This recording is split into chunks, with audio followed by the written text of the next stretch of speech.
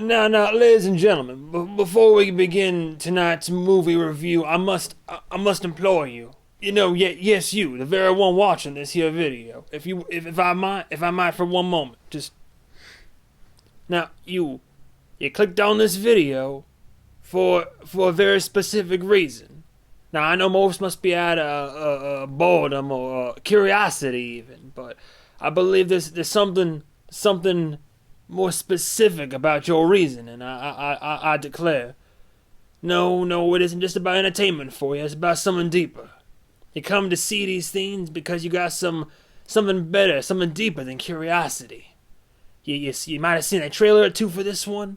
I know you know who Bradley Cooper is, so no reason to dig too much further into there. But I'm getting something. It's something to do with your Now, I believe it might be not necessarily just your father, not just your mother, but I believe both parents. We got some trauma there. Yes. Not a lot of friends growing up, so you sought out to the cinemas and the theaters yourself. I believe. Yes, you were alone there, and of course, being in a cinema, a dark room, dimly lit, you get up to no never mind in there. But you went there because you was alone, and you went to the cinema to escape. And I believe you are escaping from something right now. If you reach into your left pocket, I believe you will find a pearl-gripped, encrusted ballpoint pen. Am I mistaken? Ladies and gentlemen, I will be here reviewing films all week. Presumably, all year.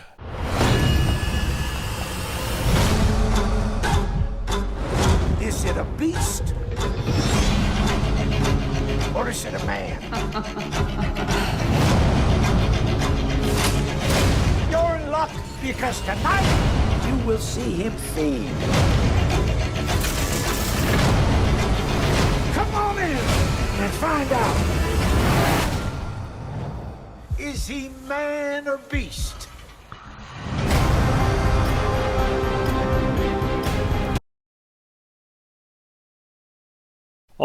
Almost forgot the glasses. Today we have Nightmare Alley. So, Nightmare Alley is basically what Free Fire was for me when it came out. You never heard of Free Fire, did you? You wanna know why you never heard of Free Fire? One of my favorite guilty pleasure underrated films ever is because it came out the same weekend as Guardians of the Galaxy 2. As here we are, stricken with unfortunate timing once again. Not only did a bunch of films come out this weekend, or this last weekend I should say, but they released Nightmare Alley on the same weekend as Spider-Man No Way Home. Like, Guillermo, buddy, pal, old friend of mine, I get it.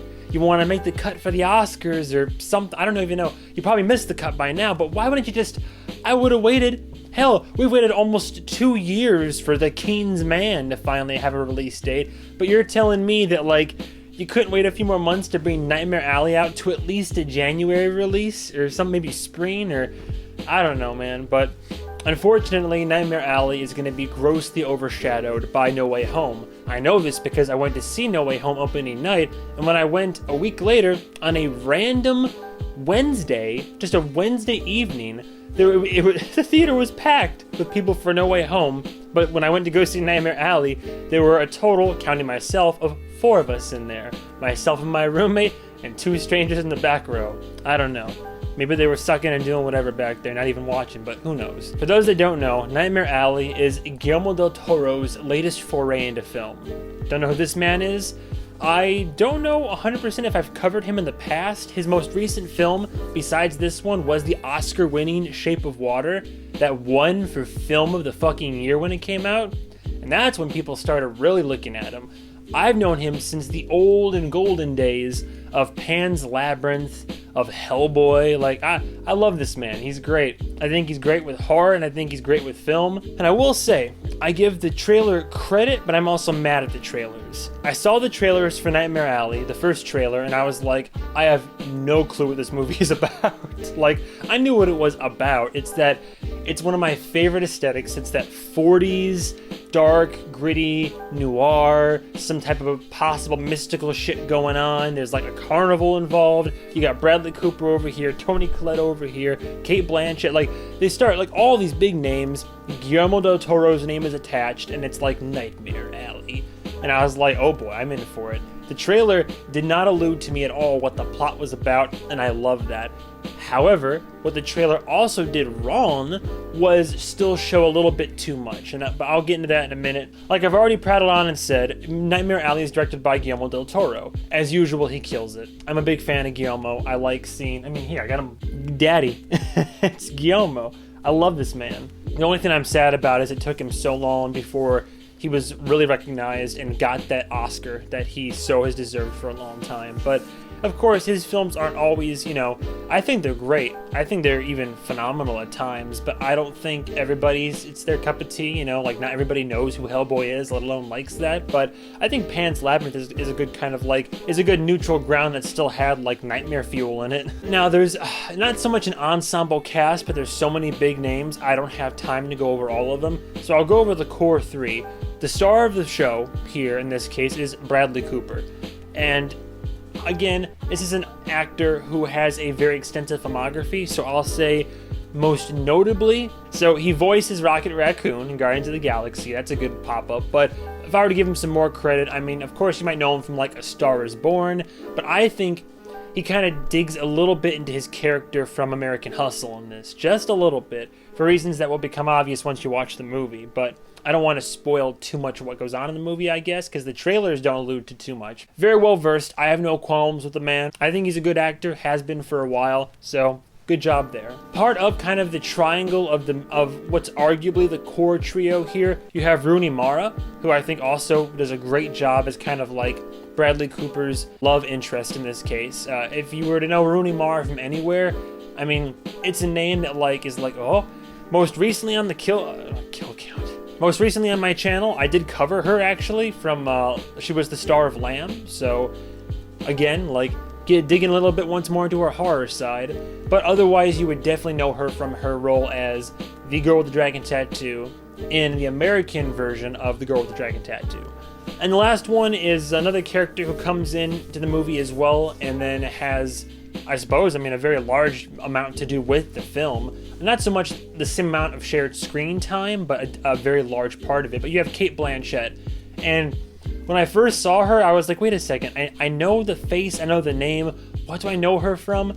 And of course, again, actor who has been in many, many things, but funny enough, the most notable thing I knew her was Hela from Thor Ragnarok, so she's also that, but it just goes to show, again, diversity in casting and diversity in talent and actors. I was really hoping I would enjoy this film, and I went in, I'll be honest, I saw Rotten Tomatoes, critics liked it, audiences kind of mixed. I still haven't read the specifics of the reviews, but I went in and I was like, okay, well, going with that baseline of I might like it, I might not. I'm gonna be not so much biased, but this film caters to one of my biases. I don't know what it is about it. I love late 30s, early 40s, film aesthetic, and the Art Deco, and the suits, and the way people dressed, and kind of just the atmosphere, the environments, that time period, the everything to it. It's that aesthetic. I'm not huge into 80s or 90s, not huge into I like medieval, but when it comes down to what I like and what movie I would love to be in or something like that, it's this early 40s specifically aesthetic, and they nail it.